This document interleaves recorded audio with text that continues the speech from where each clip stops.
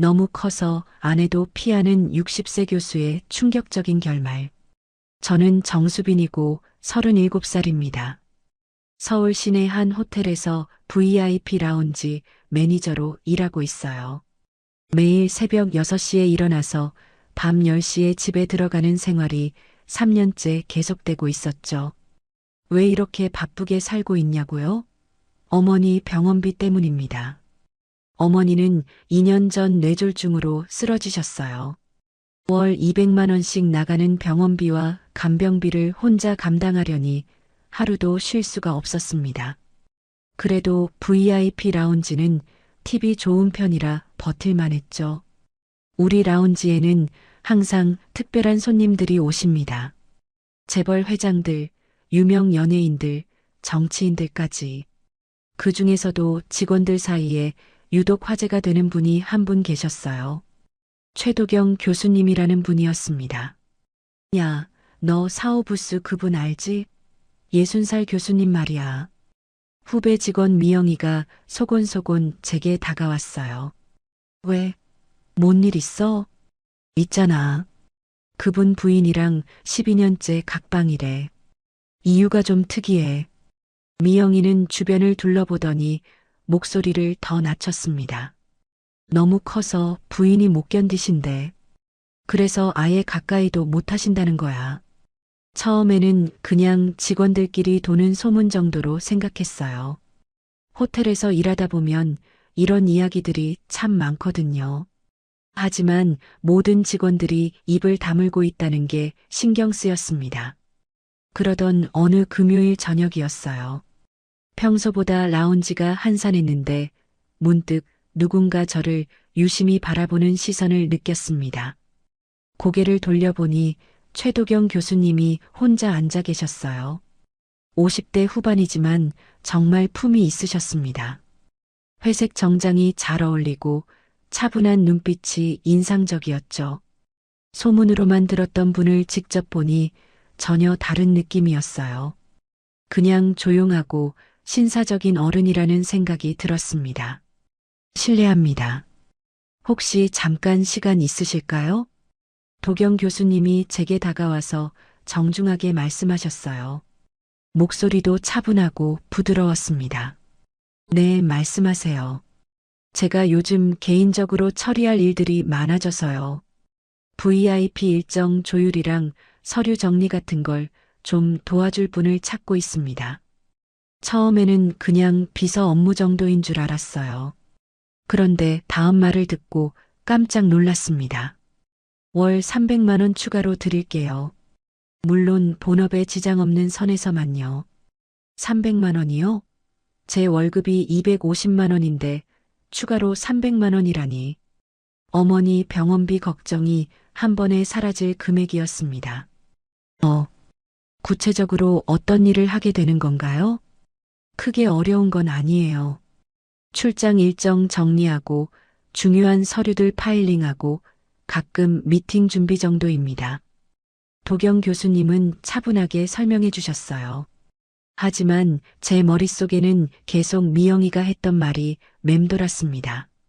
12년째 각방, 너무 커서 부인이 못 견딘다는 그 소문 말이죠. 시간을 좀 드릴게요. 생각해보고 답변 드리겠습니다. 물론이죠. 급한 건 아니니까 천천히 생각해보세요. 그날 밤 집에 가는 지하철 안에서 계속 고민했어요.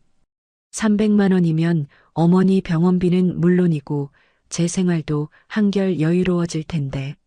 하지만 왜인지 마음 한편이 불편했습니다. 며칠 뒤 결국 일을 받아들이기로 했어요. 어머니를 생각하면 선택의 여지가 없었거든요. 좋습니다. 도와드리겠습니다. 고맙습니다. 수빈 씨, 도경 교수님이 제 이름을 부르는 순간 왜인지 가슴이 두근거렸어요. 그 목소리에 묘한 온기가 있었거든요. 그날부터 저와 도경 교수님 사이에는 뭔가 특별한 기운이 흐르기 시작했습니다. 단순한 업무 관계 이상의 묘한 긴장감과 호감이 서로에게서 느껴졌어요. 물론 그때는 이 모든 게 어떤 방향으로 흘러갈지 전혀 몰랐죠.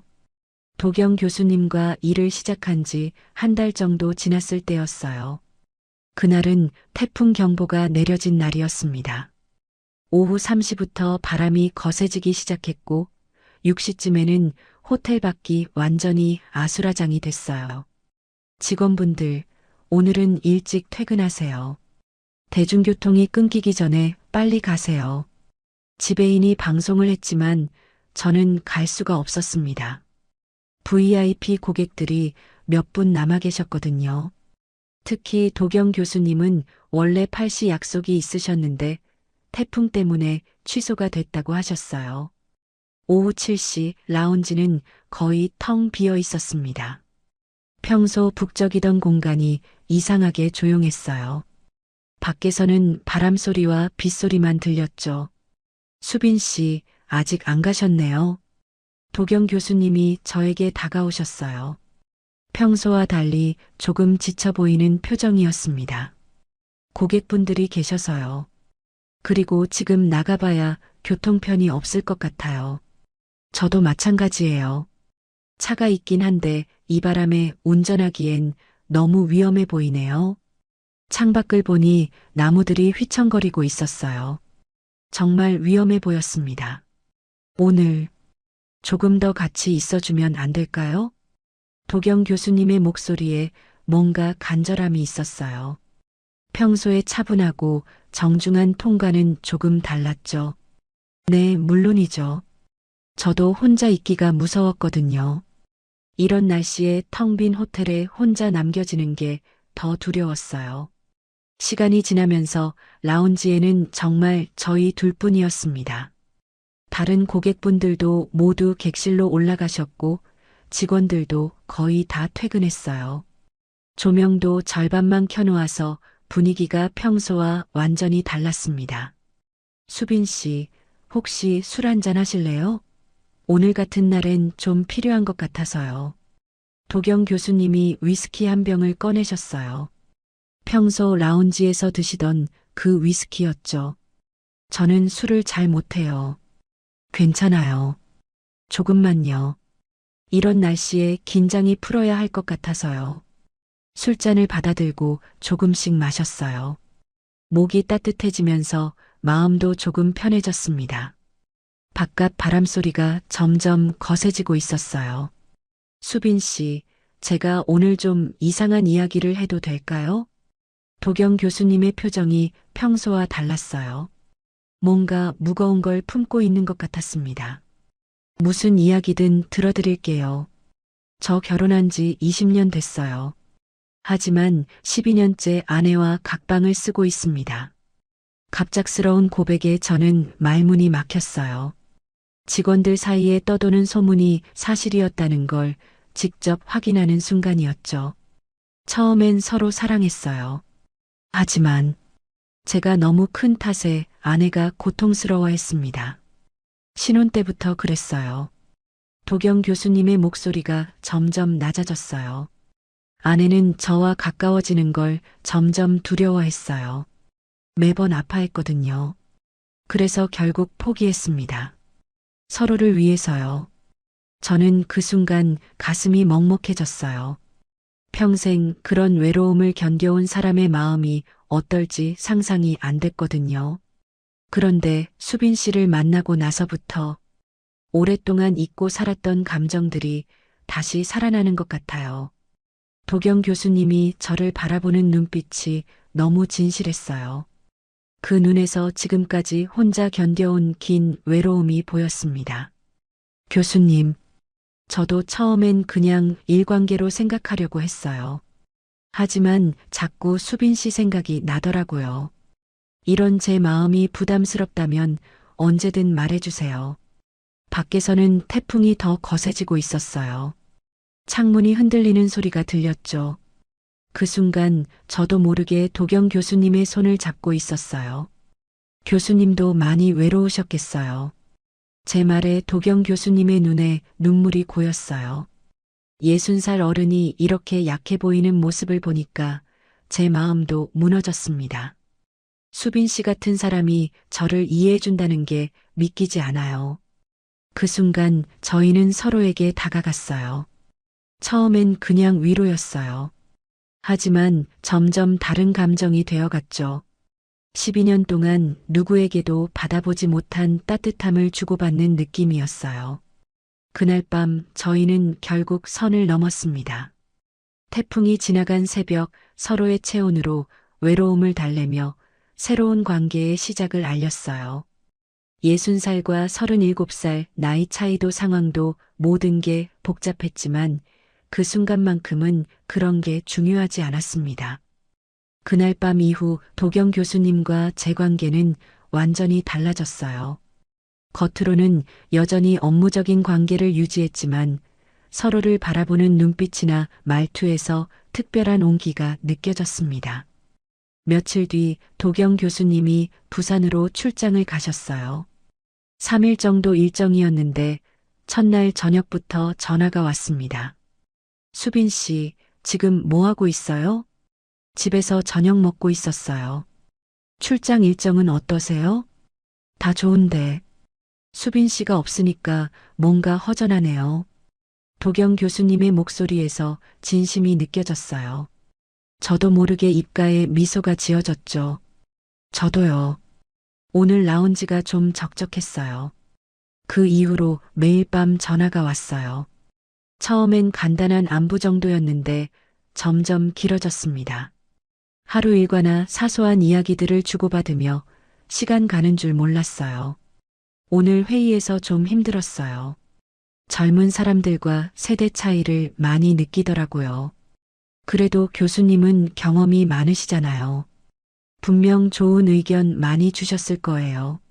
수빈 씨가 이렇게 말해주니까 기분이 좋아지네요. 이런 대화들이 저에게는 정말 소중했어요. 누군가 제 하루를 궁금해하고 제가 그 사람의 하루를 위로해 줄 수 있다는 게 새로웠거든요. 출장에서 돌아온 날 도경 교수님이 선물을 가져오셨어요. 부산에서 유명하다는 화장품 세트였는데 고급스럽게 포장되어 있었어요. 부산 가서 수빈 씨 생각이 나서 샀어요. 이런 걸 왜 사오? 너무 비싸 보이는데. 괜찮아요. 수빈 씨가 좋아할 것 같아서요. 그런 작은 관심들이 저를 설레게 했습니다. 오랫동안 누군가에게 이런 마음을 받아본 적이 없었거든요. 하지만 며칠 뒤 일이 일어났어요. 평소처럼 핸드폰으로 은행 앱을 확인하다가 깜짝 놀랐습니다. 통장에 200만 원이 입금되어 있었거든요. 급하게 도경 교수님께 전화했어요. 교수님, 혹시 제 통장에 돈 넣어주신 거예요? 아, 그거요? 지난번. 고마웠어서요. 지난번이 뭔가요? 그날 밤 말이에요. 수빈 씨가 저를 많이 위로해줬잖아요. 그 순간 가슴이 철렁 내려앉았어요. 위로라고 했지만 결국 그날 밤 일에 대한 대가라는 뜻이었거든요. 교수님, 저는 그런 의미로 한 게 아니었는데. 아니에요. 그냥 제 마음이에요. 부담 갖지 마세요. 전화를 끊고 나서 한참을 멍하니 앉아 있었어요. 머릿속이 복잡했습니다. 도경 교수님이 저를 어떻게 생각하는 건지, 저는 그분에게 뭐가 된 건지 알 수가 없었어요. 나는 대체 뭐가 된 거지? 이런 생각이 계속 맴돌았어요.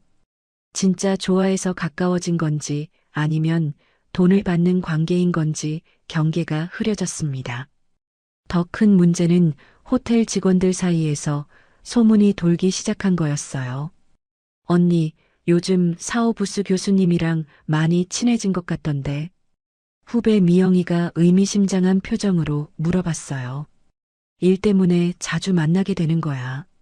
근데 어제 지하 주차장에서 교수님 차에 타시는 거 봤어요. 가슴이 뜨끔했어요. 어제 비가 와서 도경 교수님이 집까지 태워다 주셨거든요. 그런데 그걸 누가 봤다니. 그냥 비 와서 태워다 주신 거야. 아, 그렇구나. 그냥 좀 신기해서 물어본 거예요. 미영이는 그렇게 말했지만 표정에서 뭔가 의심스럽다는 게 느껴졌어요. 며칠 뒤에는 다른 동료도 비슷한 이야기를 했습니다.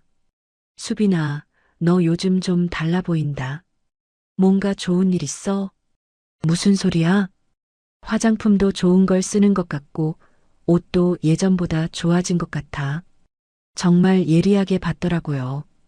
도경 교수님이 주신 화장품을 쓰고 있었고, 최근에 조금 비싼 옷도 몇 벌 샀거든요. 추가 수당을 받으니까 여유가 생겼거든요. 그냥 요즘 일이 잘 풀려서 그런가 봐. 그래, 부럽다. 나도 좀 알려줘. 농담조로 말했지만 눈빛에서 뭔가 알고 있다는 느낌이 났어요. 집에 가는 길에 계속 생각했어요. 도경 교수님과의 관계가 점점 복잡해지고 있었습니다. 분명히 서로에 대한 감정은 진짜였어요. 하지만 그 사이에 돈이 끼어들면서 모든 게 애매해졌죠. 내가 진짜 좋아해서 가까워진 건가? 아니면 돈 때문인가? 스스로에게 물어봐도 답이 명확하지 않았어요. 처음엔 분명히 감정이었는데 돈을 받고 나니까 그 감정마저 의심스러워졌습니다. 더 무서운 건 주변 시선이었어요. 호텔은 작은 사회거든요. 소문이 한번 돌기 시작하면 걷잡을 수 없게 퍼져나가죠. 제가 도경 교수님과 어떤 관계인지에 대한 추측들이 점점 구체화되고 있다는 게 느껴졌어요. 200만 원 입금 사건 이후로도 도경 교수님은 변함없이 저를 챙겨주셨어요. 아니, 오히려 더 세심해지신 것 같았습니다. 수빈 씨, 오늘 좀 피곤해 보이네요. 어머니 병원 다녀오느라 새벽에 일어났어요. 그럼 오늘은 일찍 들어가세요. 제가 지배인한테 얘기해 드릴게요. 이런 식으로 항상 제 상황을 신경 써 주셨어요. 정말 다정했죠. 하지만 문제는 그 다음이었습니다. 다음 날 통장을 확인해 보니 또 50만 원이 들어와 있었어요. 메시지와 함께요. 어머니 병원비에 보태세요. 처음엔 감사했어요. 정말 필요한 돈이었거든요. 하지만 동시에 마음 한편이 불편했습니다. 왜 자꾸 돈을 주시는 걸까 하는 의문이 들었어요.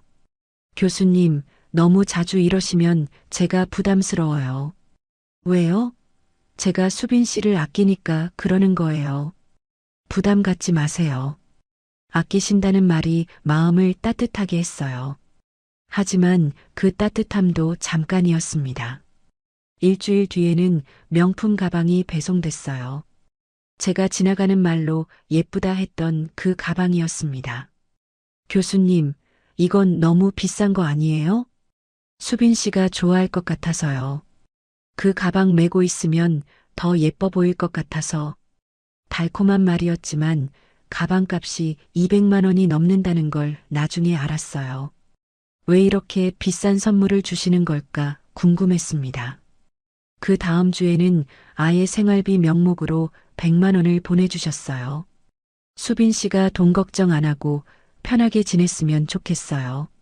하지만 저는 월급도 받고 교수님이 주시는 추가 수당도 있어요. 그래도 여유가 있어야죠. 제가 챙겨주고 싶으니까 받아주세요. 이런 패턴이 계속 반복됐어요. 도경 교수님이 저를 챙겨주시고 그 뒤에는 반드시 돈이나 비싼 선물이 따라왔습니다. 처음엔 그냥 마음의 표현이라고 생각했는데 갈수록 이상했어요. 어느 날 저녁 도경 교수님과 조용한 레스토랑에서 식사를 했어요. 분위기 좋은 곳이었고 대화도 즐거웠습니다. 수빈 씨와 함께 있으면 정말 편하네요. 오랫동안 이런 기분 못 느껴봤어요. 저도요. 교수님이랑 있으면 마음이 안정돼요. 서로 진심을 주고받는 시간이었어요. 그런데 집에 와서 핸드폰을 보니 또 메시지가 와 있었습니다. 오늘 저녁 고마웠어요. 마음에 담아두세요. 그리고 80만 원 입금. 그 순간 정말 복잡한 기분이 들었어요. 분명히 즐거운 저녁이었는데 돈을 받고 나니까 그 시간이 다르게 느껴졌거든요. 이 사람은 나를 정말 좋아해서 챙기는 걸까? 아니면 내가 필요해서 돈을 주는 걸까? 이런 생각이 머릿속을 떠나지 않았어요. 도경 교수님의 마음은 진심 같았어요. 하지만 그 진심 뒤에 항상 돈이 따라오니까 헷갈렸습니다. 다음날 동료 미영이가 저를 조심스럽게 불러냈어요. 언니, 솔직히 물어봐도 돼요? 뭘? 사오부스 교수님이랑. 정말 그냥 일 때문에 만나는 거예요? 왜 그렇게 물어? 요즘 언니가 너무 달라진 것 같아서요. 옷도 좋아지고, 가방도 명품이고, 그리고 표정도 예전과 다르고, 미영이의 말이 예리했어요. 정말 많이 달라졌거든요. 경제적으로 여유가 생기니까 외모도 달라졌고, 마음도 한결 편해졌어요. 그냥 요즘 일이 잘 되고 있어. 정말요? 그냥 궁금해서 물어본 거예요. 하지만 미영이 표정에서 뭔가 더 알고 있다는 느낌이 났어요. 그날 밤 집에서 거울을 보며 생각했어요.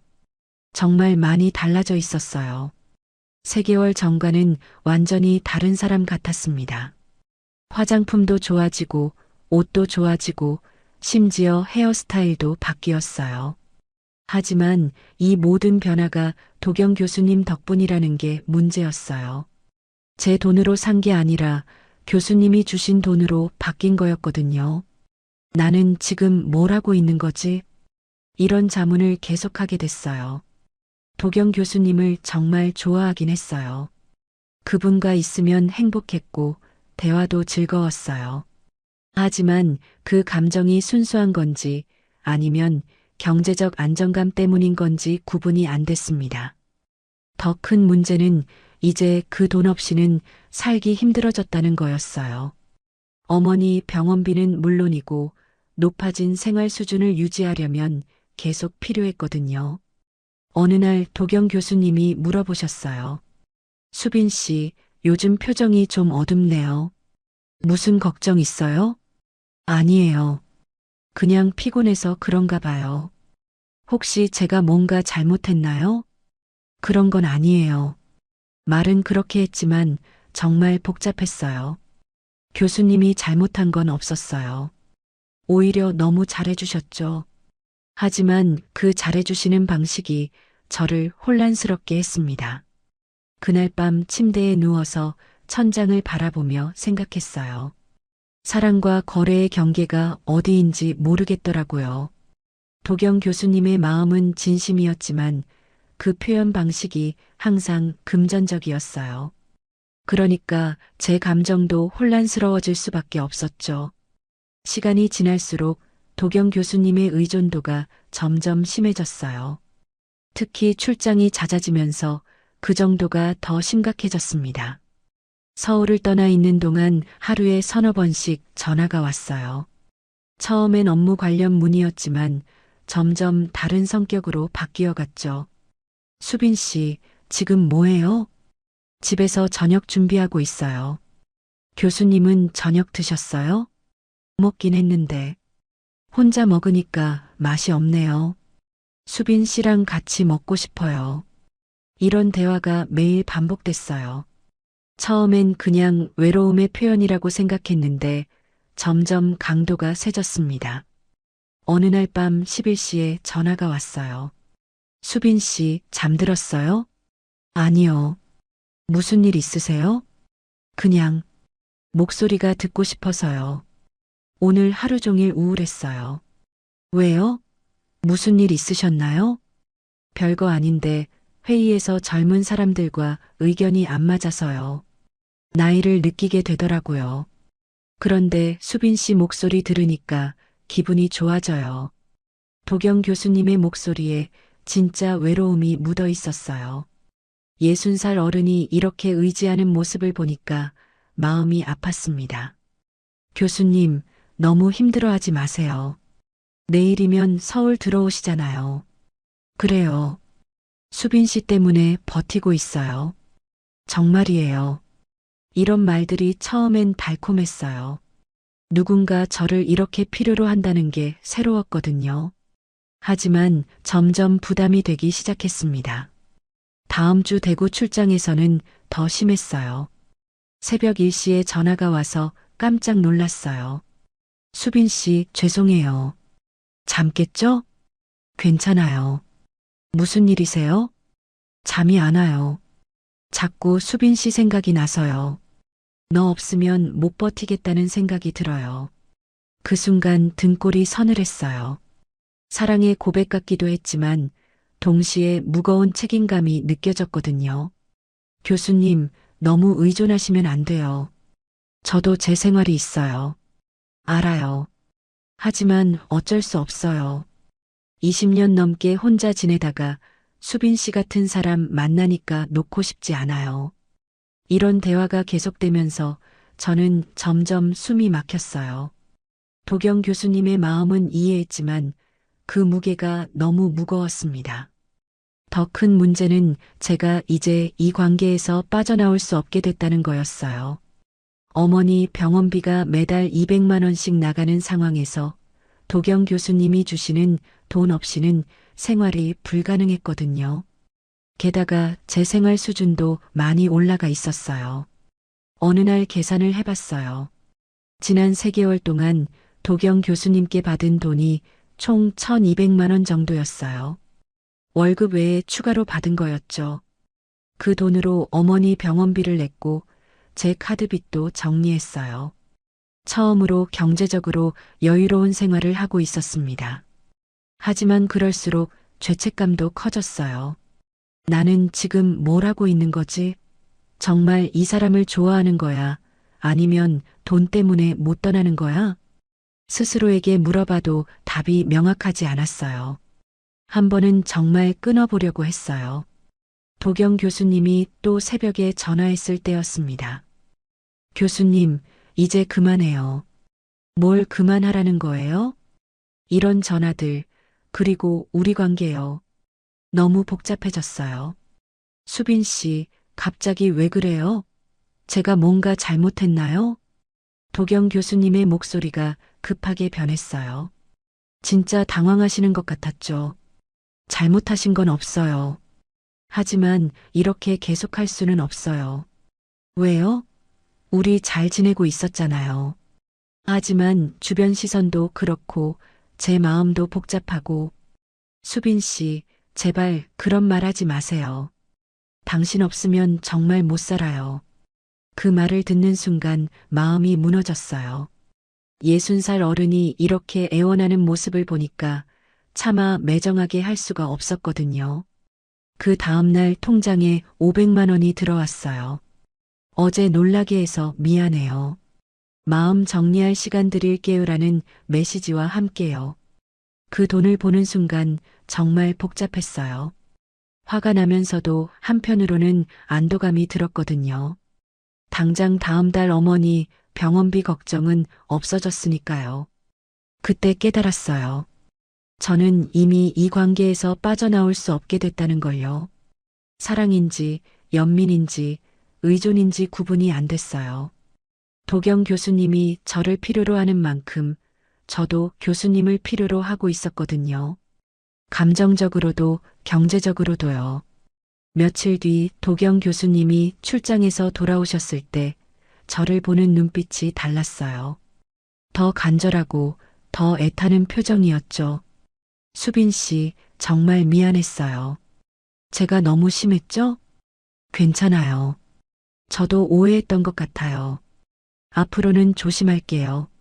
하지만 수빈 씨만은 놓고 싶지 않아요. 그 순간 저는 완전히 항복했어요. 이 관계를 끝낼 수도 없고 계속할 수도 없는 애매한 상태에서 그냥 떠내려가기로 했습니다. 도망치고 싶었지만 벗어날 수 없는 덫에 걸린 기분이었어요. 도경 교수님과의 관계가 깊어지고 있던 어느 날 뭔가 이상한 기운을 느끼기 시작했어요.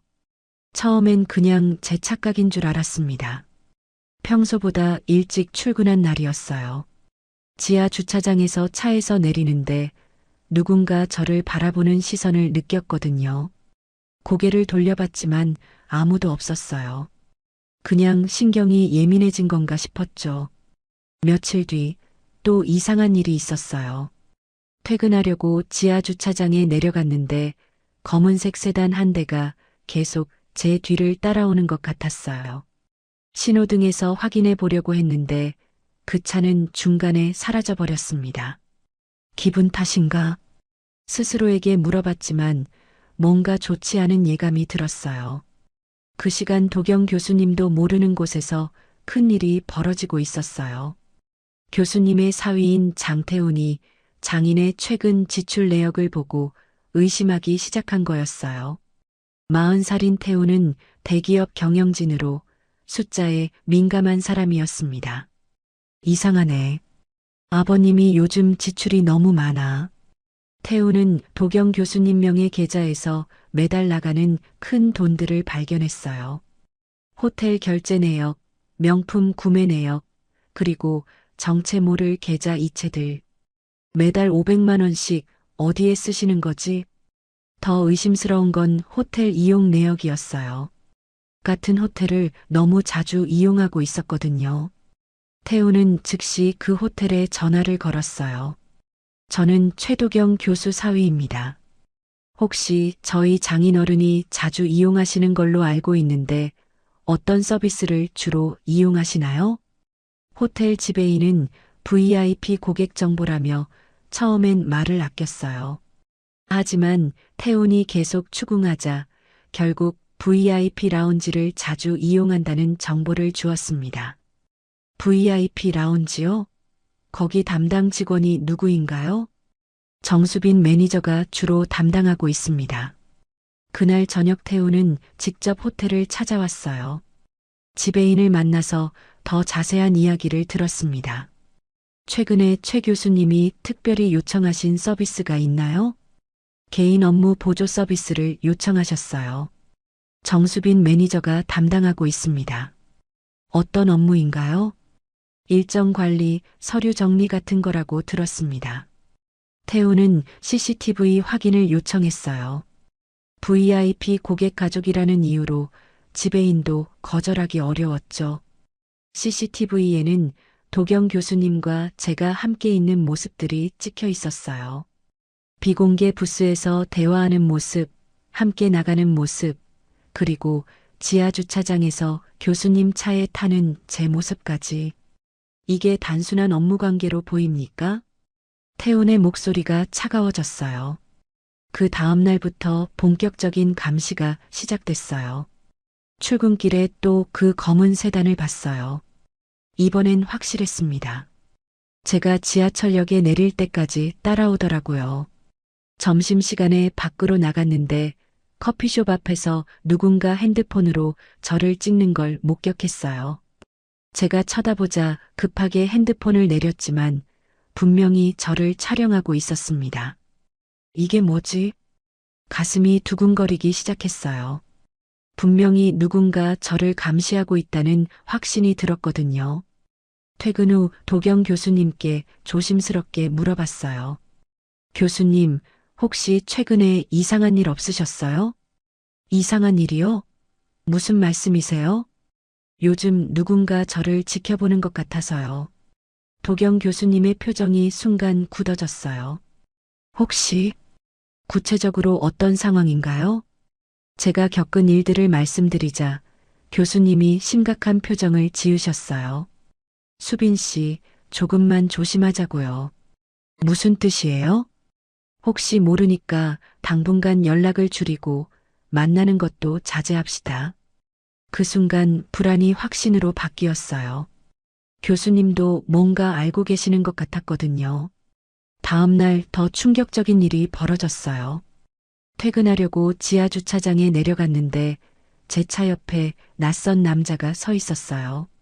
정장을 입은 40대 초반 정도로 보이는 남자였습니다.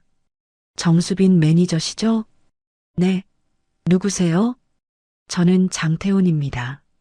최도경 교수 사위예요. 그 순간 온몸이 얼어붙었어요.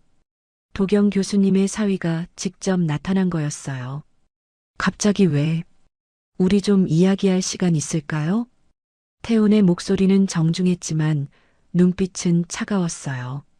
지금은 힘들 것 같은데요. 그럼 언제가 좋으실까요? 아니면 여기서 간단히 얘기할까요? 선택의 여지가 없다는 느낌이었어요. 저희 장인어른과 어떤 관계인지 궁금해서요. 업무적인 관계입니다. 업무요? 어떤 업무인가요? 태우는 이미 모든 걸 알고 있다는 표정이었어요. 일정 관리나 서류 정리 같은 그런 업무로 매달 500만 원씩 받으시나요?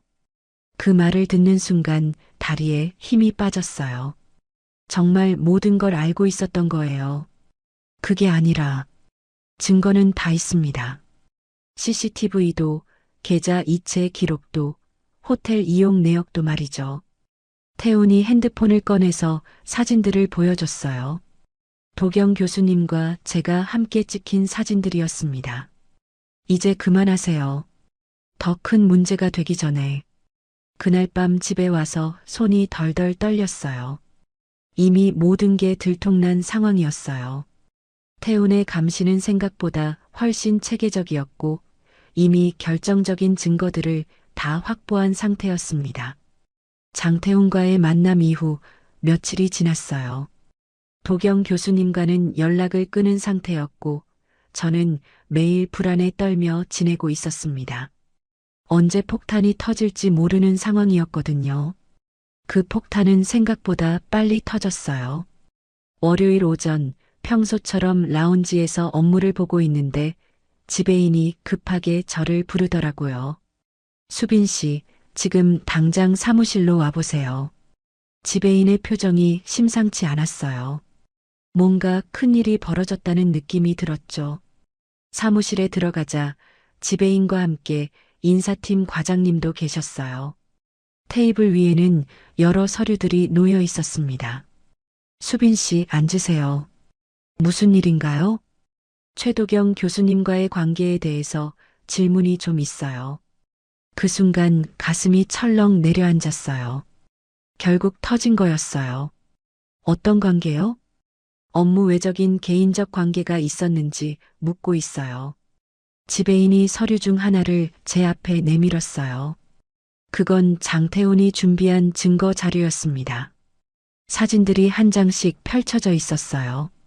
도경 교수님과 제가 비공개 부스에서 대화하는 모습, 함께 나가는 모습, 지하 주차장에서 교수님 차에 타는 모습, 심지어 교수님이 제 손을 잡는 장면까지 선명하게 찍혀 있었어요. 이건 어떻게 최 교수님 가족 측에서 제공한 자료입니다. 인사팀 과장이 차분하게 말했어요. 호텔 비공개 부스 이용 기록도 있어요. 지난 6개월 동안 월 평균 8회 이용하셨더라고요. 그리고 이건 계좌 이체 내역이에요. 제 앞에 놓인 서류에는 도경 교수님이 제게 보낸 모든 돈의 기록이 있었어요. 날짜, 금액, 심지어 이체 메시지까지 다 정리되어 있었습니다. 총액이 2,400만 원 정도 되네요. 이 돈의 성격이 뭔지 설명해 주실 수 있나요? 저는 말문이 막혔어요. 뭐라고 변명할 수 있겠어요? 모든 증거가 눈앞에 있는데. 그 시간 도경 교수님도 회사에서 똑같은 상황을 겪고 계셨어요. 장태훈이 직접 회장실로 찾아가서 모든 자료를 내려놨거든요. 이게 뭐냐? 회장이 사진들을 보며 물었어요. 저희 장인어른의 최근 행적입니다. 장인어른이 젊은 여자와 호텔 매니저입니다. 37살이고요. 장태훈의 목소리는 차가웠어요. 6개월 동안 이 여자에게 2,400만 원을 송금했습니다. 명목은 업무 보조비라고 하는데 실제로는 매일 밤 호텔에서 만나고 있었어요. 회장의 표정이 점점 굳어졌어요. 아내도 12년째 피하는 장인이 호텔 매니저와는 매일 밤. 이게 사랑입니까? 아니면 다른 겁니까? 장태훈의 마지막 말이 회장실에 울렸어요. 당장 도경을 불러. 1시간 뒤 도경 교수님이 회장실에 불려갔어요. 이게 뭔가? 회장이 사진들을 내려치며 소리쳤어요. 회장님, 60살 된 사람이 어린 여자에게 이게 뭐 하는 짓인가? 설명드릴게요. 설명? 뭘 설명해? 이 창피한 걸. 도경 교수님은 아무 말도 할 수 없었어요. 모든 게 명백했거든요. 당장 직위 해제야. 명예퇴직 서류 준비해. 그 순간 도경 교수님의 30년 직장 생활이 끝났어요. 호텔에서도 제게 최후 통첩이 내려졌어요. 수빈 씨, 윤리 위반 소명서를 제출하세요. 일주일 안에요. 소명서요? VIP 고객과 부적절한 관계, 금품 수수, 호텔 이미지 실추. 이 모든 걸 해명해야 해요. 지배인의 말은 이미 결론이 정해져 있다는 뜻이었어요. 그날 밤 도경 교수님에게서 전화가 왔어요. 수빈 씨, 미안해요. 목소리가 완전히 꺾여 있었어요. 교수님, 괜찮으세요? 직위 해제됐어요. 명예퇴직 권고 받았고요. 그 말을 듣는 순간 눈물이 쏟아졌어요. 제 때문에 교수님이 이런 일을 당하게 된 거였어요. 제 탓이에요. 아니에요. 제가 신중하지 못했어요. 교수님, 저 어떻게 하죠? 우리, 이제 만나기 힘들 것 같아요. 그 말이 이별 통보였어요. 다음 날 저는 호텔에 사직서를 냈어요. 소명서 대신에 말이죠.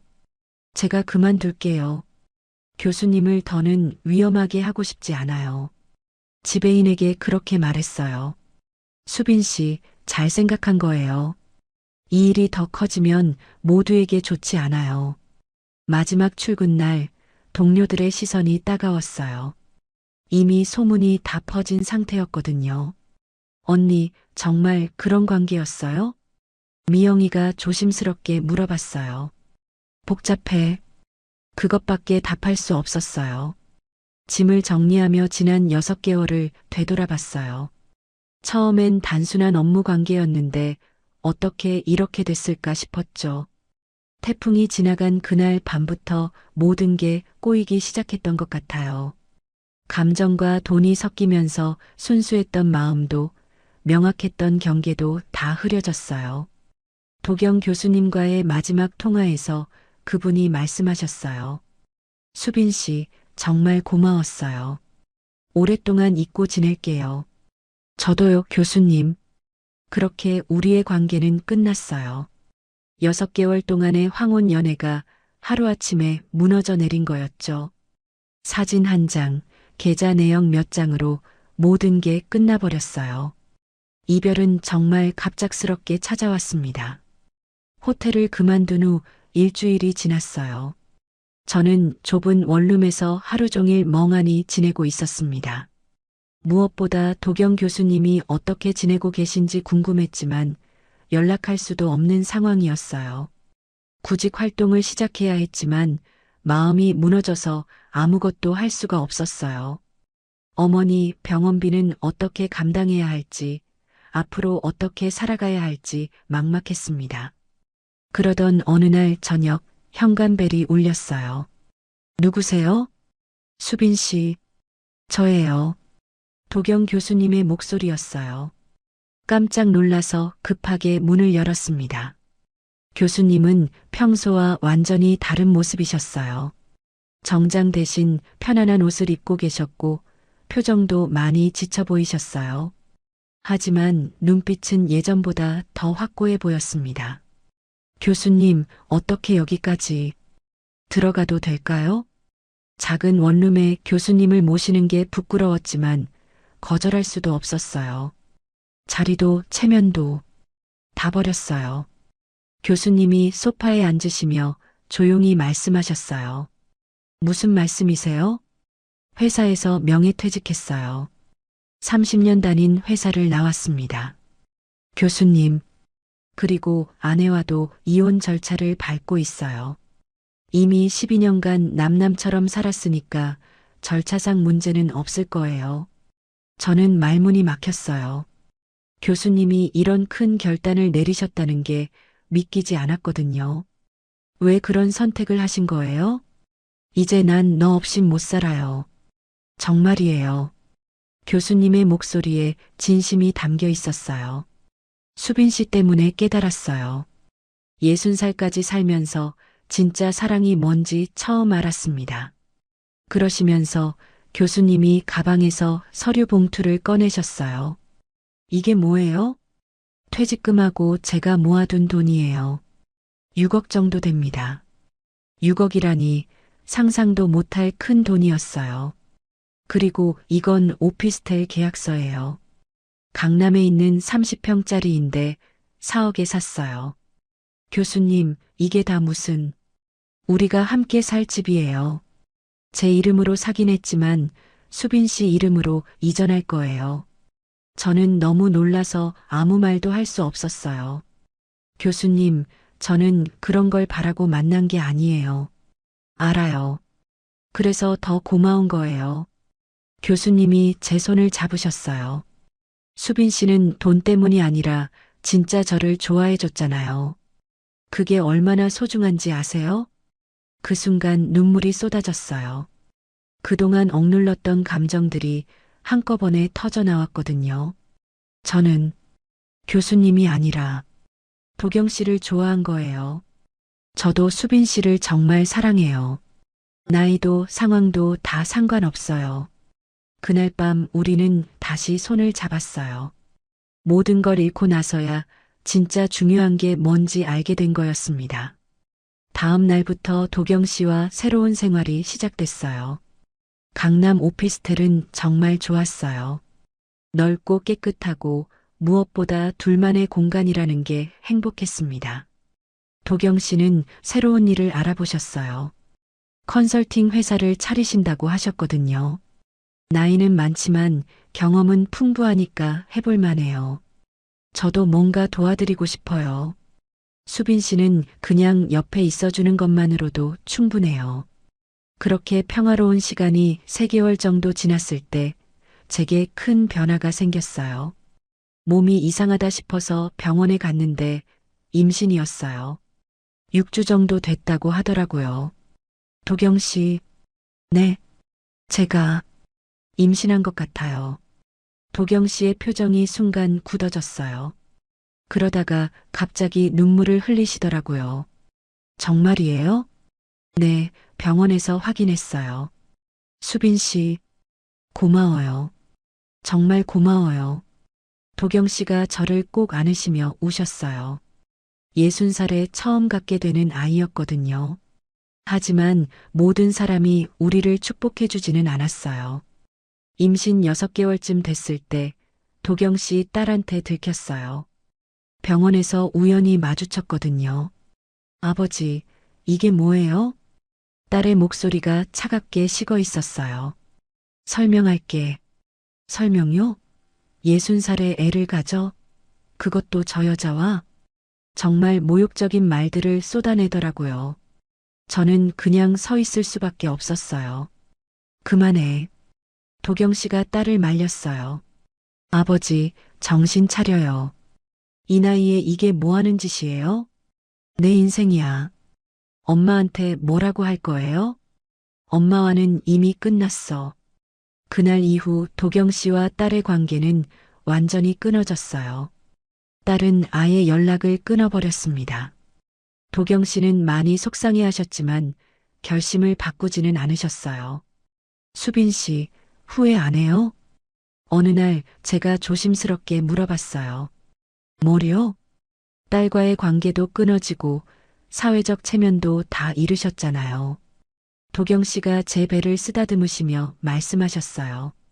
아내도 평생 날 피했지만 수빈 씨는 날 있는 그대로 받아줬어요. 그게 얼마나 고마운지 알아요? 하지만 난 이 사람과 살 거예요. 우리 아이와 함께요. 그 말씀이 정말 감동적이었어요. 지금 임신 8개월이에요. 곧 아이가 태어날 거예요. 도경 씨는 매일 태교에 열심히 쉬고 저는 행복한 예비 엄마가 됐어요. 주변에서는 여전히 시선이 곱지 않아요. 60살과 37살, 그리고 곧 태어날 아기. 흔하지 않은 가족 구성이죠. 하지만 우리는 행복해요. 처음엔 돈 때문에 시작된 관계였지만 지금은 진짜 사랑으로 이어진 가족이거든요. 너무 커서 아내도 피하던 남자에게 인생에서 가장 뜨거운 황혼 연애가 시작됐어요. 그리고 이제 우리에게는 새로운 생명까지 찾아올 예정입니다. 60대의 재혼한 부부의 첫날 밤 스토리. 62세 아내가 털어놓은 사랑 이야기. 저는 강은정이라고 합니다. 올해로 63이 되었죠. 남편을 떠나보낸 지도 벌써 20해가 지났어요. 그 긴 세월 동안 저는 혼자서 살아왔습니다. 처음엔 무척 힘들었지만 이제는 이런 조용한 일상이 익숙해졌어요. 매일 아침 7시에 일어나서 간단한 아침을 먹고 문화센터로 향합니다. 저는 그곳에서 한지 공예를 가르치고 있어요. 전에는 초등학교에서 미술을 가르쳤었는데 퇴직 후에도 뭔가 창작하는 일을 계속하고 싶어서 시작한 일이죠. 한지로 만드는 작은 상자들, 꽃무늬 접시들, 아름다운 갓등들. 학생들이 제 손을 따라 조심스럽게 한지를 접고 붙일 때면 마음이 따뜻해집니다. 하지만 수업이 끝나고 집으로 돌아가는 길은 항상 조금 쓸쓸했어요. 그런데 어느 날 문화센터에 새로운 변화가 생겼습니다. 2층 구석진 자리에 목공방이 문을 연 거예요. 처음엔 별로 신경 쓰지 않았습니다. 그런데 며칠 후 제가 아끼던 한지함이 문제가 생겼어요. 수업 도구들을 보관하던 그 함의 모서리가 떨어져 나갔거든요. 오래 쓰다 보니 자연스레 손상이 된 것 같았습니다. 새로 사자니 아까웠고 그렇다고 그냥 쓰기엔 너무 보기 흉했죠. 고민하던 차에 절친인 문정이가 말했어요. 은정아, 2층에 목공방 생겼잖아. 거기 가서 물어보면 어때?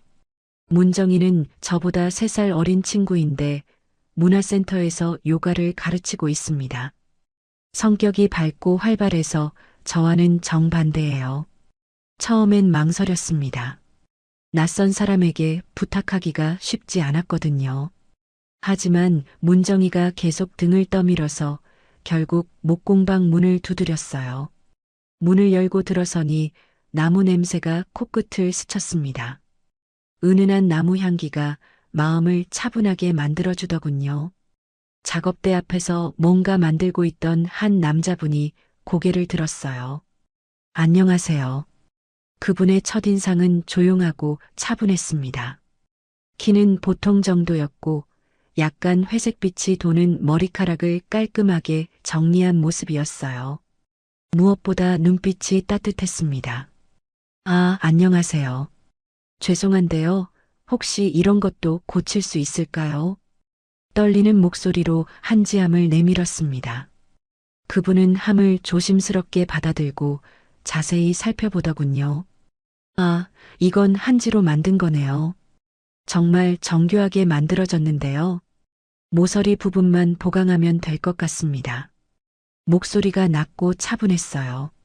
무언가 믿음직한 느낌이 들었습니다. 정말 고칠 수 있을까요? 너무 오래된 건데. 네, 가능합니다. 다만 시간이 조금 걸릴 것 같아요. 내일 오후쯤 오시면 될까요? 그렇게 자연스럽게 다음날 약속이 잡혔습니다. 집으로 돌아가는 길에 마음이 묘하게 설렜어요.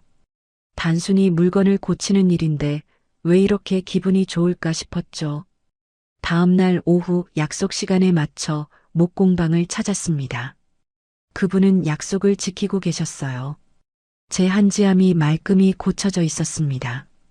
와, 정말 새 것 같아요. 감탄사가 절로 나왔습니다. 단순히 고친 게 아니라 더 튼튼하게 보강까지 해주신 거였어요.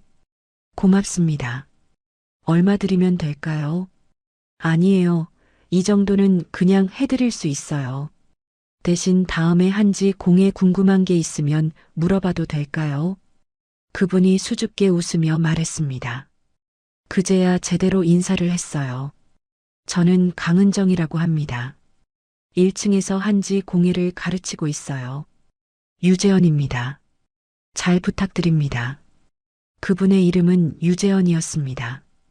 악수를 나누는 순간 손바닥에서 전해지는 따뜻함이 오랫동안 기억에 남았어요. 거칠지만 따뜻한 손이었습니다. 그날 밤 집에서 고쳐진 한지암을 바라보며 생각했습니다. 언제부터 이렇게 작은 친절에도 마음이 움직이게 되었을까? 혼자 산 시간이 너무 길어서 사람의 따뜻함이 더 소중하게 느껴지는 건 아닐까? 며칠 후 문화센터 복도에서 재현을 다시 만났습니다. 서로 가벼운 인사를 나누었는데 왠지 모르게 발걸음이 느려졌어요.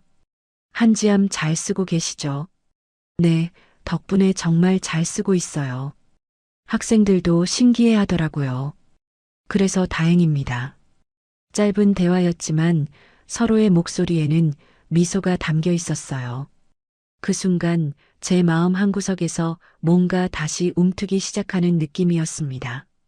20해 동안 굳게 닫아두었던 마음의 문이 살짝 열리는 것 같았어요. 아직은 조심스럽고 두렵지만 분명 변화의 시작이었습니다. 그날부터 문화센터에 오는 것이 조금 더 기대되기 시작했어요. 혹시 복도에서 재현을 만날 수 있을까 하는 마음 때문이었죠. 그렇게 제 조용했던 일상 속에 따뜻한 바람이 불기 시작했습니다. 재현과의 첫 만남 이후로 며칠이 지났습니다. 평소보다 조금 더 신경 써서 옷을 고르고 있는 제 모습을 발견하곤 했어요. 혹시 복도에서 마주칠까 봐서였죠. 이런 제 마음이 우스우면서도 한편으론 설레었습니다. 그러던 어느 날 문화센터에서 큰 행사 준비가 시작되었어요. 매년 열리는 작품 전시회였는데 각 강좌별로 수강생들의 작품을 선보이는 자리였습니다. 저도 한지 공예 작품들을 전시할 예정이었죠.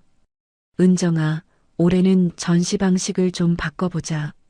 문정이가 흥미진진한 표정으로 제안했어요. 작품들을 그냥 테이블에 올려놓지 말고 좀 더 멋지게 진열해보면 어떨까? 목재로 만든 진열대 같은 거 말이야. 문정의 말에 다른 강사들도 동의했습니다. 확실히 그럼 더 전문적으로 보일 것 같았어요. 하지만 문제가 있었죠. 그런 진열대는 어디서 구하지? 사자니 예산도 부족하고 모두들 고민에 빠졌을 때 문정이가 번뜩이는 표정으로 저를 바라봤어요. 은정아, 2층 목공방 선생님께 부탁해보면 어떨까? 혹시 만들어주실 수도 있잖아. 순간 얼굴이 뜨거워졌습니다. 다른 강사들의 시선이 모두 제게 향했어요. 그런데 너무 큰 부탁 아닐까요? 진열대를 만드는 건 간단한 일이 아닐 텐데. 한번 물어보기라도 해봐. 안 되면 말고. 문정이의 계속된 설득에 결국 목공방으로 향했습니다. 마음속으로는 재현을 다시 볼 수 있다는 기대감이 있었지만 동시에 너무 큰 부탁을 드리는 건 아닌지 걱정이 되었어요. 목공방 문을 두드리니 익숙한 목소리가 들려왔습니다. 들어오세요. 재현이 작업대에서 뭔가 깎고 있는 모습이었어요. 저를 보더니 놀란 표정을 지었습니다. 아, 은정 선생님. 어서 오세요. 안녕하세요. 갑자기 찾아와서 죄송해요. 진열대 이야기를 꺼내기가 쉽지 않았습니다. 한참을 망설이다가 용기를 내어 사정을 설명했어요. 사실은 문화센터 전시회 때문에 온 거예요. 작품 진열대가 필요한데 혹시 만들어 주실 수 있을까 해서요.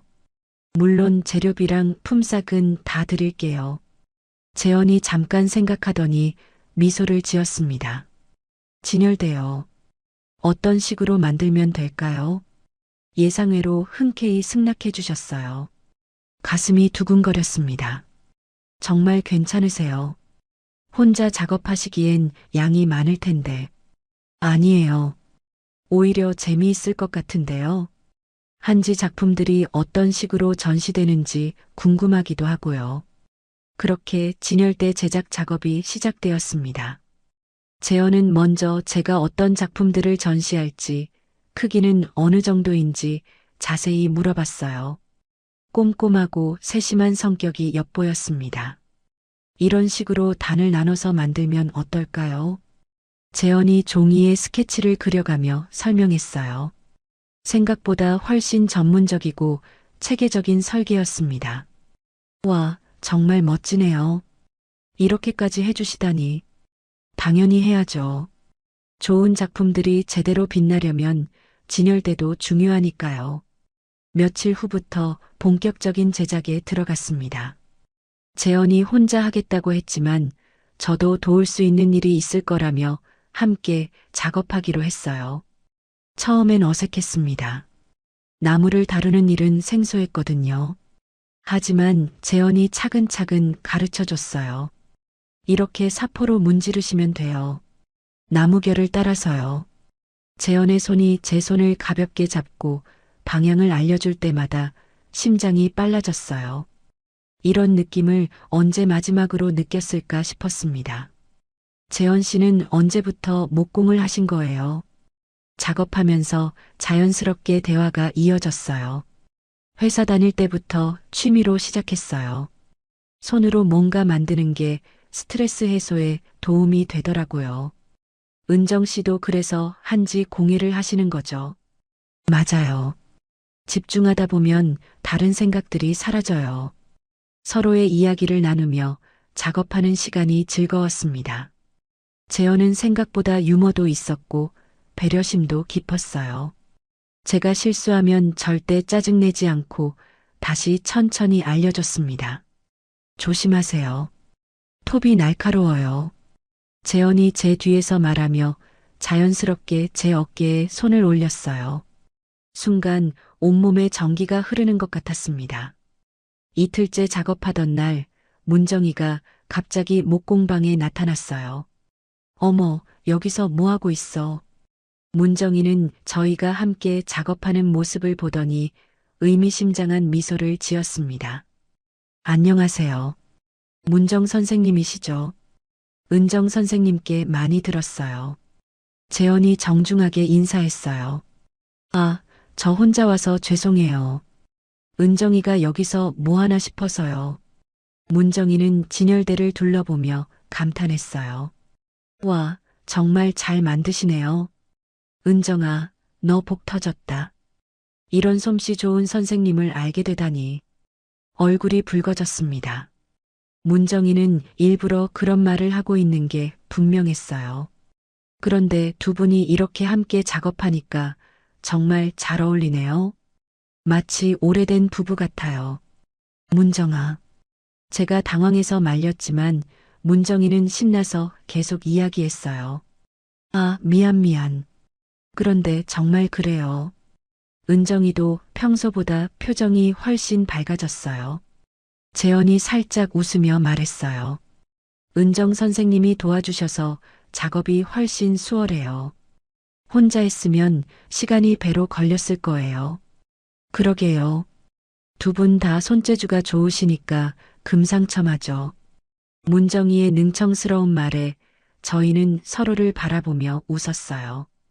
어색하면서도 기분 좋은 순간이었습니다. 그날 오후 진열대가 마침내 완성되었어요. 생각보다 훨씬 멋진 결과물이었습니다. 정말 고생하셨어요. 덕분에 이런 멋진 진열대가 생겼네요. 저도 즐거웠어요. 이런 작업은 처음이었는데 새로운 경험이었어요. 재현의 말에 마음이 따뜻해졌습니다. 함께 무언가를 만들어낸다는 게 이렇게 뿌듯한 일인 줄 몰랐어요. 집으로 돌아가는 길에 문정이가 장난스럽게 말했어요. 은정아, 너 완전 설렜구나. 표정만 봐도 알겠어. 그런 거 아니야. 뭐가 아니야. 목공방에서 너 표정 봤어. 완전 소녀 같더라. 문정의 놀림에 얼굴이 뜨거워졌지만 마음 한편으론 이런 설렘이 나쁘지 않았어요. 오랫동안 잊고 지냈던 감정이 다시 살아나는 것 같았습니다. 그날 밤 잠자리에 누워 오늘 하루를 떠올려 봤어요. 재현과 함께 보낸 시간들, 그의 따뜻한 미소, 배려 깊은 말들, 모든 게 새롭고 설레었습니다. 이런 마음을 가져도 될까요? 61살의 나이에 이런 감정을 느끼는 게 이상한 건 아닐까요? 하지만 마음은 나이와 상관없이 움직이는 것 같았어요. 내일은 또 어떤 일이 있을까? 재현을 다시 볼 수 있을까? 그런 생각들로 가득 찬 채로 잠이 들었습니다. 진열대 작업을 마친 후 며칠이 지났습니다. 전시회는 성공적으로 끝났고 제한지 작품들도 많은 분들께 좋은 반응을 얻었어요. 무엇보다 재현이 만들어준 진열대 덕분에 작품들이 더욱 돋보였죠. 그런데 이상하게도 전시회가 끝나자 허전한 기분이 들었어요. 재현과 함께 작업하던 시간이 그리워졌거든요. 혹시 다시 만날 기회가 있을까 하는 생각을 자꾸 하게 되었습니다. 그러던 어느 금요일 오후 재현이 제한지 공예실을 찾아왔어요. 안녕하세요. 혹시 시간 있으시면 부탁드릴 게 있어서요. 물론이죠. 무슨 일이세요? 이번 주말에 한강공원에서 플리마켓이 열린다고 하더라고요. 목공 작품들도 전시할 수 있다고 해서 참여해 보려고 하는데 혹시 함께 가보실래요? 예상치 못한 제안에 순간 당황했습니다. 마음으론 무척 가고 싶었지만 괜찮을지 망설여졌어요. 제가 가도 될까요? 목공은 잘 모르는데 오히려 다른 분야 전문가의 조언이 필요해요. 그리고 한지 작품들도 가져가시면 어떨까 싶어서요. 두 분야가 만나면 더 재미있을 것 같은데요. 재현의 진심 어린 표정을 보니 거절할 이유가 없었어요. 게다가 함께 시간을 보낼 수 있다는 기대감이 더 컸죠. 그럼 함께 가보죠. 토요일 아침 일찍 한강공원에서 만났습니다. 재현이 트럭에 목공 작품들을 가득 싣고 왔어요. 저도 작은 한지 소품들을 몇 개 준비해 갔죠. 일찍 오셨네요. 고생하셨어요. 아니에요. 오랜만에 이런 행사에 참여해 보는 거라 설레네요. 함께 부스를 설치하면서 자연스럽게 대화가 이어졌어요. 재현의 목공 작품들은 정말 정교했습니다.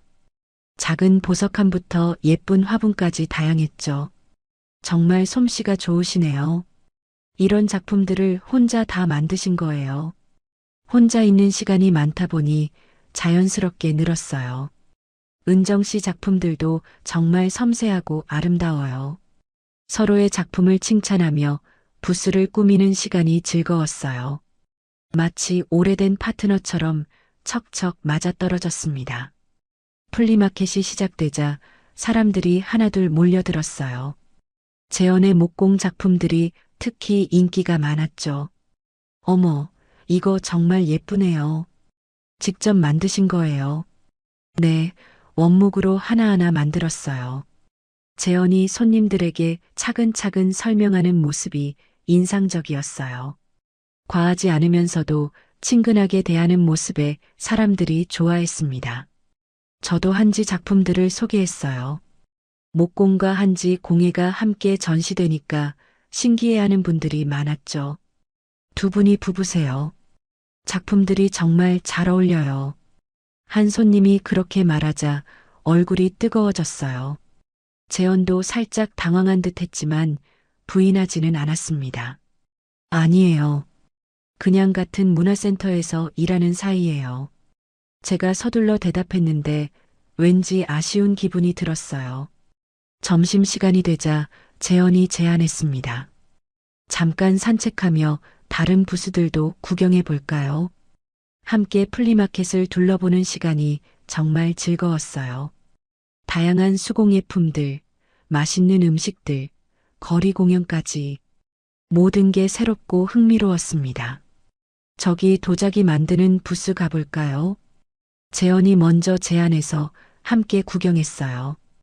도예가가 물레를 돌리며 작품을 만드는 모습을 신기하게 바라봤죠. 손으로 만드는 작품들은 다 비슷한 매력이 있는 것 같아요. 같은 걸 만들어도 조금씩 다르잖아요. 맞아요. 그게 수공예의 매력이죠. 기계로는 절대 낼 수 없는 따뜻함이 있어요. 재현의 말에 깊이 공감했어요. 우리는 같은 가치관을 가지고 있는 것 같았습니다. 오후에는 근처 공원을 산책했어요. 강변을 따라 걷는 길이 참 좋았습니다. 날씨가 정말 좋네요. 그러게요. 이런 날에 혼자 있기엔 아까워요. 재현의 말에 가슴이 두근거렸어요. 혹시 저를 의식해서 하는 말일까요? 재현 씨는 평소에도 이런 곳 자주 오세요. 가끔 혼자 산책하러 와요. 그런데 오늘은 혼자가 아니라서 더 좋네요. 그 말을 들으니 마음이 한결 가벼워졌어요. 저도 같은 마음이었거든요. 벤치에 잠깐 앉아 쉬면서 이야기를 나눴습니다. 서로의 취미, 좋아하는 음식, 여행 이야기까지. 시간 가는 줄 모르고 대화했어요. 은정 씨는 정말 다양한 걸 좋아하시네요. 독서도 하시고, 영화도 보시고, 나이 들어서 더 호기심이 많아졌어요. 젊을 때는 바빠서 못 해본 것들을 이제라도 해보고 싶어서요. 저도 그래요. 퇴직하고 나서야 진짜 하고 싶은 일들을 찾게 되었어요. 서로의 마음을 알 것 같았어요. 인생의 후반전을 맞아 새로운 도전을 하는 마음 말이죠. 해가 서서히 지면서 플리마켓도 마무리되었어요. 생각보다 많은 분들이 작품을 구매해 주셨죠. 정말 좋은 하루였어요. 혼자 왔으면 이렇게 즐겁지 못했을 거예요. 재현이 진심으로 말했어요. 저도 정말 즐거웠어요. 이런 경험은 처음이었는데 너무 재미있었어요. 집으로 돌아가는 길에 재현이 또 다른 제안을 했습니다. 다음 주에는 강남에서 공예 박람회가 있다고 하더라고요. 혹시 관심 있으시면 함께 가볼까요? 정말요. 그럼 꼭 가보고 싶어요. 이렇게 자연스럽게 다음 약속까지 잡혔어요. 마음이 설레었습니다. 그날 밤 집에서 하루를 정리하며 생각했어요. 누군가와 함께 걷는 길이 이렇게 따뜻할 수 있구나. 같은 길이라도 혼자 걸을 때와는 완전히 다른 느낌이었어요. 재현과 함께 있으면 시간이 정말 빨리 흘렀어요. 대화도 자연스럽고 침묵조차 편안했습니다. 이런 관계를 뭐라고 불러야 할까요? 아직은 조심스럽지만 분명 특별한 감정이 자라고 있었어요. 20해 동안 닫혀있던 제 마음이 조금씩 열리는 것 같았습니다. 다음 주 공예 박람회가 벌써 기다려졌어요. 재현과 함께 보낼 시간들이 더 많아진다는 생각에 가슴이 두근거렸습니다. 이런 마음을 가져도 될까요? 61살에 이런 설렘을 느끼는 게 이상한 건 아닐까요? 하지만 마음은 어쩔 수 없었어요. 재현과 함께 있으면 마치 새로운 세상이 열리는 것 같았거든요. 그렇게 저는 조심스럽지만 확실한 변화를 맞이하고 있었습니다. 새로운 인연이 가져다 준 따뜻한 변화를 말이죠. 공예 박람회를 다녀온 후 며칠이 지났습니다. 재현과 함께 보낸 그 시간들이 너무 행복해서 자꾸 떠올리게 되었어요. 그런데 이상하게도 마음 한편으론 불안감이 자리 잡고 있었습니다. 이런 행복이 계속될 수 있을까 하는 의문 때문이었죠. 그러던 화요일 오후 한지 공예 수업을 마치고 정리를 하고 있는데 홍미라 씨가 다가왔어요. 미라 씨는 제 수업을 듣는 학생 중 한 명으로 50대 초반의 깔끔한 분이었습니다. 평소에는 조용한 편이었는데 그날은 뭔가 다른 표정이었어요. 선생님, 잠깐 이야기 좀 할 수 있을까요? 네, 물론이죠. 무슨 일이세요? 미라 씨가 주변을 둘러보더니 목소리를 낮췄어요. 사실 말씀드리기가 좀 그런데 혹시 2층 목공방 유 선생님과 친하시죠? 갑작스런 질문에 당황했습니다. 어떻게 알았을까 싶으면서도 괜한 긴장감이 들었어요. 아, 네. 문화센터에서 알게 된 사이예요. 왜 그러세요? 그게 제가 이런 말씀드리기가 정말 조심스러운데요. 미라 씨의 표정이 심각해졌어요. 무언가 안 좋은 이야기가 나올 것 같은 예감이 들었습니다. 유 선생님이 과거에 재산 문제로 가족들과 크게 다투셨다는 얘기를 들었거든요. 형제들과 심하게 싸우셔서 연락도 안 하신다고. 순간 머릿속이 하얘졌어요. 무슨 소리인지 이해할 수 없었습니다. 뭐라고요? 그게 무슨... 제 친구가 그 동네에 살거든요. 유 선생님 전 부인이 사기 사건에 연루되어서 가족들이 큰 피해를 봤다고 하더라고요. 그래서 이혼도 하시게 되었다고. 미라 씨의 말이 계속 이어졌지만 제대로 들리지 않았어요. 머릿속에서는 온갖 생각들이 뒤섞였습니다. 그런데 요즘 선생님과 가까이 지내신다고 해서 혹시 모르니까 조심하시라고 말씀드리는 거예요. 잠깐만요. 그게 정말 확실한 이야기인가요? 제 친구가 직접 들은 얘기라서요. 거짓말할 이유도 없고 미라 씨는 확신에 찬 목소리로 말했어요.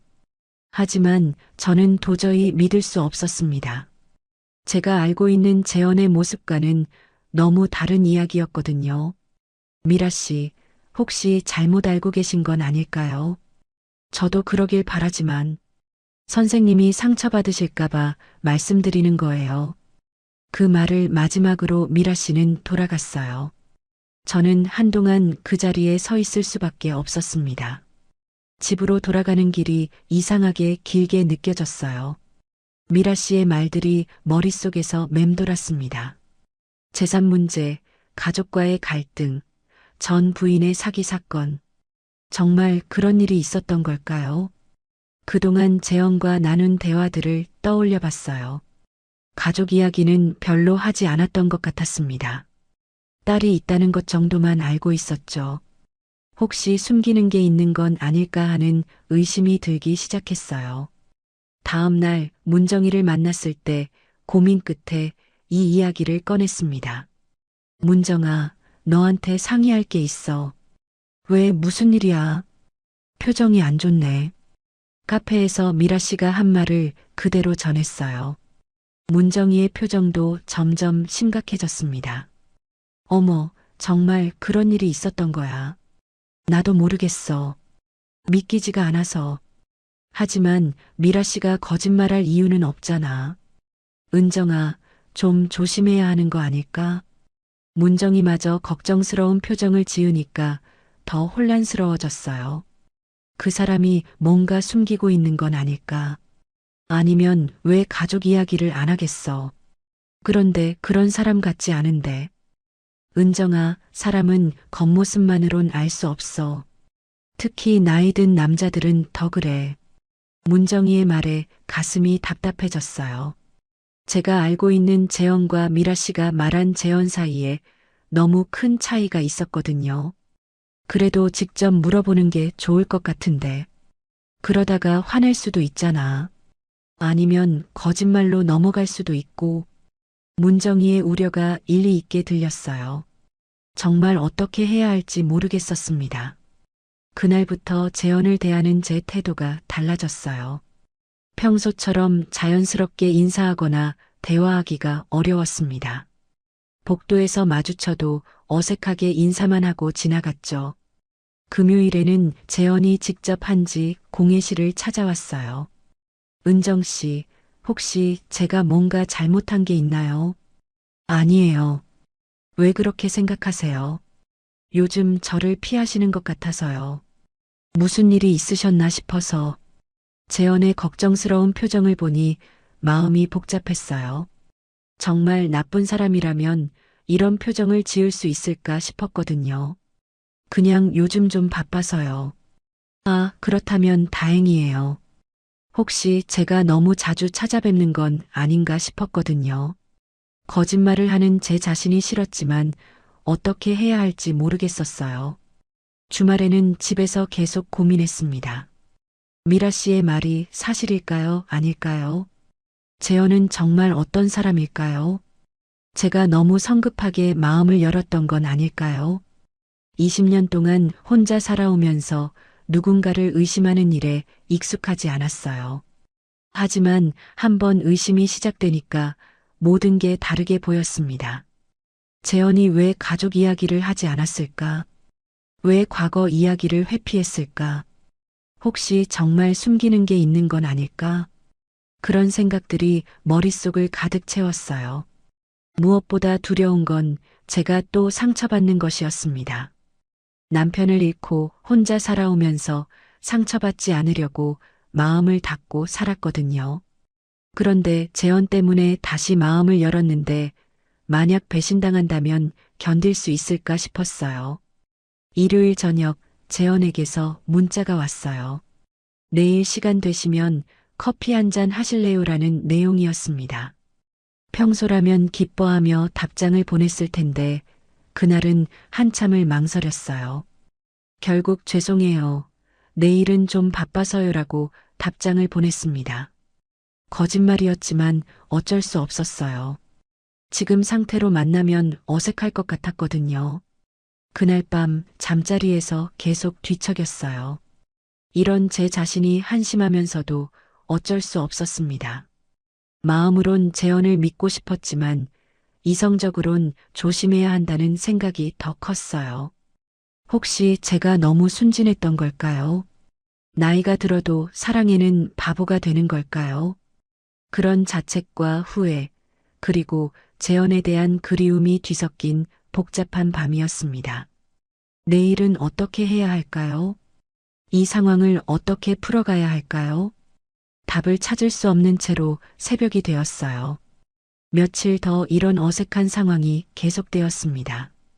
재현을 피하려고 해도 같은 건물에서 일하다 보니 완전히 피할 수는 없었어요. 복도에서 마주칠 때마다 어색한 인사만 나누고 서둘러 지나갔죠.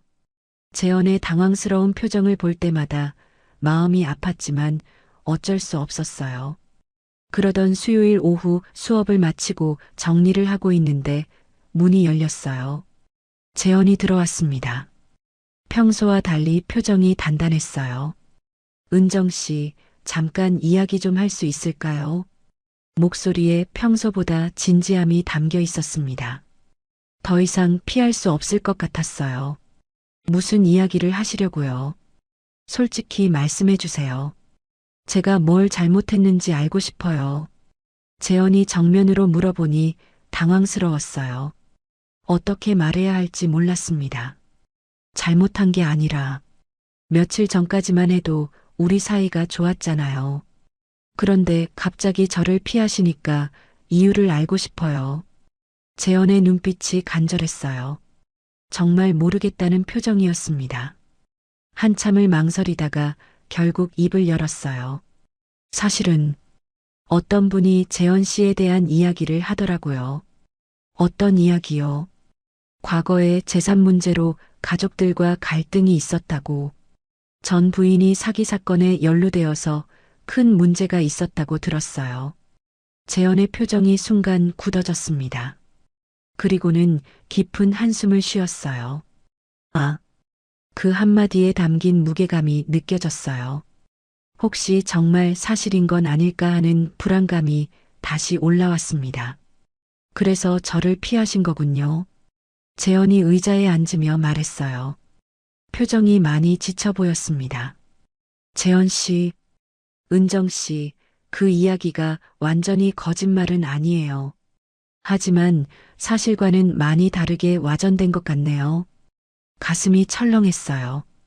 역시 뭔가 있었던 거였구나 싶었습니다. 제대로 말씀드릴게요.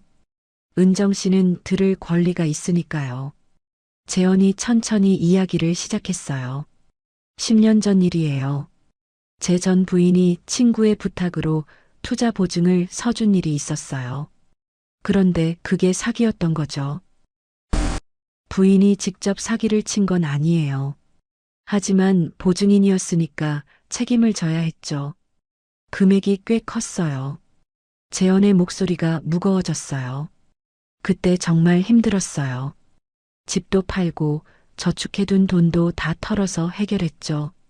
다행히 제 형제들이 도와줘서 해결할 수 있었어요. 그럼 형제분들과 갈등이 있었다는 건, 그건 거짓말이에요. 오히려 형들이 먼저 나서서 도와줬어요. 지금도 연락하고 지내고 있고요. 안도감과 혼란이 동시에 밀려왔어요. 그런데 왜 이혼을? 그 일 때문에 부인과의 사이가 틀어졌어요. 서로 탓하게 되고 믿음이 깨지고 결국 회복할 수 없을 만큼 멀어져 버렸죠. 재현이 잠깐 말을 멈췄어요. 힘든 기억을 떠올리고 있는 것 같았습니다. 이혼 후에 혼자 살면서 다시는 누군가와 깊은 관계를 만들지 않겠다고 생각했어요. 너무 힘들었거든요. 그런데 은정 씨를 만났어요. 처음엔 그냥 같은 일터의 동료 정도로 생각했는데 점점 특별해졌어요. 재현이 제 눈을 똑바로 바라보며 말했어요. 은정 씨와 있으면 오랜만에 마음이 편해져요. 혼자 있을 때보다 훨씬 행복하고요. 가슴이 뜨거워졌어요. 하지만 동시에 죄책감도 밀려왔습니다. 왜 이런 이야기를 미리 해주지 않으셨어요? 과거 얘기를 하면 부담스러워 하실까봐 그랬어요. 그리고 사실 말하기도 쉽지 않은 일이었고요. 재현의 말이 이해되었어요. 정말 힘든 시간이었을 텐데 굳이 남에게 이야기할 필요는 없었죠. 죄송해요. 제가 너무 성급하게 판단했나 봐요. 아니에요. 충분히 그럴 수 있어요. 저라도 그랬을 거예요. 재현이 이해한다고 말해주니까 더 미안했어요. 그런데 누가 그런 얘기를 하던가요? 혹시 홍미라 씨인가요? 어떻게 아세요? 미라 씨가 제게 관심이 있다는 걸 눈치챘어요. 그래서 혹시나 했는데 복잡한 상황이었네요. 미라 씨의 질투심 때문에 벌어진 일이었던 거죠. 미라 씨가 일부러 그런 얘기를 한 건가요? 아기가 있었다기보다는 아마 저를 견제하고 싶었던 것 같아요. 재현이 쓸쓸한 미소를 지었어요. 그래도 이렇게 솔직하게 이야기할 수 있어서 다행이에요. 계속 오해받고 지내기엔 너무 힘들었거든요. 저도 정말 미안해요. 믿지 못해서 당연한 거예요. 저도 은정 씨 입장이었다면 같은 반응을 보였을 거예요. 재현의 너그러운 이해에 마음이 더 무거워졌어요. 그런데 이제 어떻게 될까요? 우리 사이가 그건 은정 씨 마음에 달린 것 같아요. 저는 여전히 은정 씨와 함께 시간을 보내고 싶어요. 재현의 진심 어린 말에 가슴이 뛰었어요. 하지만 아직 완전히 마음을 정리하지 못했어요. 시간이 좀 필요할 것 같아요. 제 마음을 정리할 시간이요. 물론이죠. 충분히 생각해 보세요. 저는 기다릴게요. 그렇게 재현이 나간 후 한동안 혼자 있었어요. 머릿속이 복잡했습니다. 한편으론 안도감이 들었어요. 재현이 제가 생각했던 나쁜 사람이 아니었거든요. 오히려 힘든 시간을 견뎌낸 사람이었고 가족들과도 좋은 관계를 유지하고 있었어요. 하지만 동시에 죄책감도 컸어요. 재현을 의심했던 제 자신이 한심했습니다. 그리고 미라 씨의 말을 너무 쉽게 믿었던 것도 후회되었어요. 집으로 돌아가는 길에 문정이에게 전화했어요. 문정아, 재현 씨와 이야기했어. 뭐라고 하던. 재현이 해준 이야기를 그대로 전했어요. 문정이도 놀라는 것 같았습니다. 어머, 그럼 미라 씨가 일부러 그런 얘기를 한 거네. 그런 것 같아. 은정아, 어떡할 거야? 모르겠어. 너무 복잡해. 그래도 다행이잖아. 나쁜 사람이 아니었다는 게. 문정이의 말이 맞았어요. 하지만 마음이 쉽게 정리되지 않았습니다. 그날 밤 잠자리에서 계속 생각했어요. 재현의 솔직한 고백, 그의 진심 어린 표정, 저를 이해해주는 마음. 모든 게 진짜였던 것 같았어요. 하지만 한번 의심했던 마음이 쉽게 돌아오지 않았어요. 재현을 믿고 싶었지만 또 다른 상처를 받을까봐 두려웠습니다. 내일부터는 어떻게 해야 할까요? 재현과 다시 예전처럼 지낼 수 있을까요? 아직 확실한 답을 찾지 못한 채로 잠이 들었어요. 재현과의 진실한 대화 후 며칠이 지났습니다. 마음이 조금씩 정리되어 가고 있었지만 아직 완전히 결정을 내리지는 못했어요. 그런데 예상치 못한 일이 생겼습니다. 해외에 살고 있는 아들 민수가 갑자기 한국에 온다고 연락을 해온 거예요. 회사 출장 때문이라고 했지만 평소보다 목소리가 심각했어요. 엄마, 이번에 가면 중요한 이야기가 있어요. 무슨 이야기인데 그렇게 심각해? 가서 직접 말씀드릴게요. 아들의 목소리에서 뭔가 결연한 의지가 느껴졌어요. 혹시 재영과의 일을 알고 있는 건 아닐까 하는 생각이 들었습니다. 며칠 후 민수가 집에 왔어요. 35살인 아들이지만 여전히 저에게는 어린 시절 모습 그대로였죠. 엄마 앉으세요. 민수의 표정이 진지했어요. 역시 뭔가 알고 있는 것 같았습니다. 엄마가 요즘 누군가와 만나고 계신다고 들었어요. 어디서 들었니? 문정 이모가 걱정되어서 연락하셨어요. 문정이가 민수에게 연락했구나 싶었어요. 걱정이 되어서 그랬겠지만 좀 당황스러웠습니다. 엄마, 정말 그런 분이 계세요. 더 이상 숨길 수도 없고 아들에게는 솔직하게 이야기해야겠다고 생각했어요. 응, 문화센터에서 알게 된 분이야. 어떤 분이세요? 나이는 어떻게 되시고 뭘 하시는 분인지. 민수가 꼼꼼히 물어보더군요. 재혼에 대해 아는 것들을 차근차근 설명했어요. 엄마, 전 반대예요. 예상했던 반응이었지만 마음이 무거워졌어요. 왜 반대하니? 엄마가 또 상처받을까봐 걱정되거든요. 아버지 돌아가신 후에 얼마나 힘들어 하셨는데 민수의 걱정이 이해되었어요. 정말 힘든 시간이었거든요. 그리고 그분에 대해서 확실히 알고 계세요. 과거에 어떤 일이 있었는지, 가족 관계는 어떤지, 민수의 질문에 최근에 있었던 일들을 이야기했어요. 미라 씨의 소문, 재현의 고백, 모든 걸 솔직하게 말했습니다. 그럼 한번 만나보겠어요. 제가 직접 판단해 보고 싶어요. 민수야, 그럴 필요까지는. 엄마, 제가 엄마를 지켜야죠. 아버지가 안 계시니까 제가 해야 할 일이에요. 아들의 진심이 느껴져서 고마웠지만 한편으론 부담스럽기도 했어요. 결국 재현에게 상황을 설명했습니다. 아들이 만나보고 싶어 해요. 괜찮으실까요? 당연히 만나야죠. 아드님이 걱정하시는 게 당연해요. 재현이 흔쾌히 승낙해 주었어요. 이틀 후 동네 카페에서 만남이 이루어졌습니다. 저도 함께 갔지만 긴장이 되었어요. 안녕하세요. 은정 씨 아드님이시죠? 유재현입니다. 재현이 정중하게 인사했어요. 민수도 예의 바르게 응답했지만 표정이 경계심으로 가득했죠. 어머니를 어떻게 생각하고 계시는지 궁금해요. 민수가 직설적으로 물어봤어요. 정말 소중한 분이에요. 함께 있으면 마음이 편해지고 오랜만에 행복하다는 느낌을 받아요. 재현의 진심 어린 답변이었어요. 과거에 어려운 일이 있으셨다고 들었는데요. 네, 솔직하게 말씀드릴게요. 재현이 자신의 과거 이야기를 민수에게도 똑같이 해주었어요. 전 부인의 보증 사기 사건, 이혼의 과정, 현재의 상황까지. 가족들과의 관계는 어떠세요? 형들과는 지금도 좋은 관계예요. 딸도 캐나다에 살고 있는데 자주 연락해요. 오히려 제가 새로운 관계를 시작하는 것을 응원해주고 있어요. 민수의 표정이 조금씩 누그러지는 것 같았어요. 어머니께 정말 진심이세요. 네, 진심입니다.